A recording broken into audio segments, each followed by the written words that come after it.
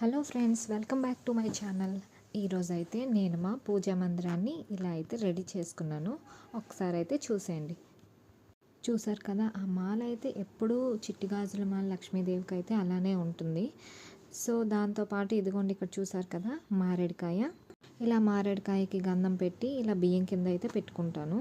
ఇక ఇటువైపు వస్తే ఇదిగోండి స్ఫటిక శివలింగం, అలాగే వినాయకుడు, తర్వాత అక్కడ చూసారు కదా కుంకుమ బర్ని, అదిగా ఆ పీఠం మీద మిగతా ఇలా అయితే అలంకరించుకుంటాను. నార్మల్గా అయితే నేను డైలీ కూడా ఇలా సింపుల్గానే నేను పూజా మందిరాన్ని అయితే అలంకరించుకుంటాను. చూసారు కదా, నేను మ్యాక్సిమం అయితే ఎక్కువ చామంతి పువ్వులు బంతి పువ్వులు మాత్రమే ఎక్కువగా యూజ్ చేస్తుంటాను. చూసారు కదా, ఇదిగోండి ఒక దాంట్లో పసుపు, ఒక దాంట్లో కుంకుమ, అక్కడ గౌరమ్మ.